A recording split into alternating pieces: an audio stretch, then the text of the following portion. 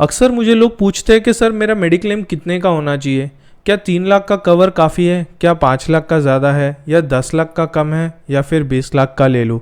तो कैसे मैं डिफ़ाइन करूँ कि मेरा मेडिकल का कवर कितना होना चाहिए।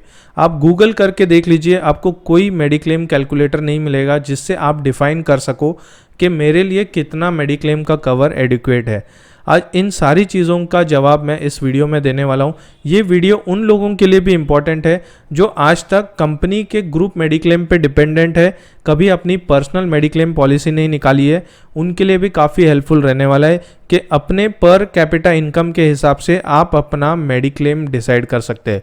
तो सिंपल रूल है, आपकी सालाना जितनी भी इनकम है उसका 50% आपका मेडिक्लेम होना चाहिए। अगर आपको कोई भी प्री एग्जिस्टिंग डिसीज़ नहीं है, अगर आपको कोई भी प्री एग्जिस्टिंग डिसीज़ है तो अपने डॉक्टर से कंसल्ट करिए कि मैक्सिमम खर्चा अगर मुझे इस डिसीज़ में आएगा तो कितना होगा। उसके हिसाब से आप एडिशनल टॉपअप करवा सकते हो अपने पॉलिसी के अंदर, या फिर बेस पॉलिसी को उतना बढ़ा सकते हो। डिपेंड करता है कि आपको प्रीमियम भरने की कितनी कैपेसिटी है। तो इन चीज़ों पे डिपेंड करेगा कि आपका एग्जिस्टिंग मेडिक्लेम पॉलिसी कितना होना चाहिए। अभी तक अगर आपने मेडिक्लेम पॉलिसी नहीं ली है और आप अगर यंग एज में हो तो इसे ज़रूर लीजिए, क्योंकि जैसे जैसे आपकी एज बढ़ेगी प्रीमियम भी बढ़ेगा।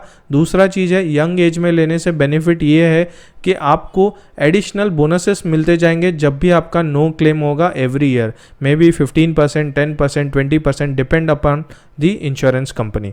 तो ये सबसे बड़ा बेनिफिट है यंग एज में शुरू करने का। अब बात करते हैं एक एग्जाम्पल लेके कि कितना कवर मेरे लिए एडिक्वेट है। पहली चीज़ तो मिनिमम मैं रिकमेंड करता हूँ कि 5 लाख का मेडिक्लेम सभी का होना चाहिए जिसमें सारी चीज़ें कवर हो रही है। सेकंड, अगर आप हायर एज में है तो आप एटलीस्ट अपना मेडिक्लेम जो है अबव 40 के एज पे 10 लाख प्लस 15 लाख प्लस का बेस पॉलिसी रखिए, और फिर उस पर आप 5 to 10 लाख का टॉपअप करवा के रखिए अगर नो क्लेम बोनस एडिशंस नहीं हुए हैं तो। और आपको कंपनी के मेडिक्लेम मतलब ग्रुप मेडिक्लेम से अगर फ़ायदा मिल रहा है आपको तो उसको कंटिन्यू रखिए। जैसे अगर कंपनी आपको 5 लाख का मेडिक्लेम दे रही है पूरे फैमिली को फ्लोटर, तो क्या आप चेक कर रहे हैं कि आपकी इनकम अगर 15 लाख है सालाना या 25 लाख है सालाना, तो क्या वो 5 लाख मेरे लिए सफिशेंट है? क्या मेरी फैमिली के लिए वो 5 लाख मतलब काम करेगा? ये चीज़ें जाननी बहुत ज़रूरी है। तो आप अपना एक पर्सनल मेडिक्लेम जो भी डेफिसिट गिर रहा है, जैसे मान लीजिए कि अगर मेरी सैलरी 15 लाख है और मेरे पास 5 लाख का कवर है, तो कम से कम 7.5 या 10 लाख का मेरे पास मेडिकल इंश्योरेंस होना चाहिए। तो जो 7.5 या 5 लाख जो डिफरेंस आ रहा है 5 लाख का, out of 10 - 5 equal to 5 lakh, उस 5 लाख का मैं पर्सनल पॉलिसी करवा सकता हूँ। अगर मेरे पास वो भी प्रीमियम पे करने की कैपेसिटी नहीं है तो मैं एक टॉपअप करवा सकता हूँ अपने ओन मेडिक्लेम पे, जिससे मैं टॉपअप करने से जो भी डेफिसिट होगा वो कवर हो जाएगा उसके अंदर। बस बेनिफिट्स मुझे ये नहीं मिलेंगे नो क्लेम बोनस या फिर कोई भी रिस्टोरेशन, अगर मैंने यूज़ कर लिया टॉपअप तो फिर से रिस्टोर नहीं होगा।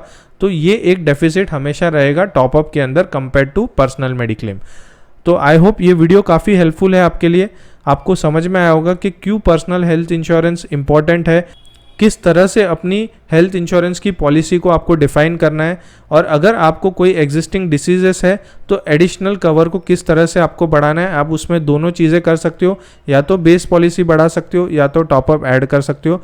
चॉइस आपका है, बट नेसेसरी ये है कि आपको अपनी पर्सनल मेडिक्लेम पॉलिसी या फिर अगर ग्रुप टर्म इंश्योरेंस है तो एटलीस्ट उसके ऊपर एक टॉपअप करना ज़रूरी है। आपने पर कैपिटा इनकम के हिसाब से डिवाइड बाय 2 करके उसे ज़रूर चेक करिए और कमेंट करके ज़रूर बताना अगर मेरा वीडियो पसंद आया हो। अगर कोई मेडिक्लेम की पॉलिसी आपको चाहिए जिसमें मैं आपकी मदद कर सकूं तो नीचे मैंने लिंक दिया है, आप वहां पे जाके अपना नाम डिटेल्स डाल दीजिए, मैं आपको रीच आउट कर लूँगा। मिलेंगे नेक्स्ट वीडियो में। अब till take care, bye bye for now.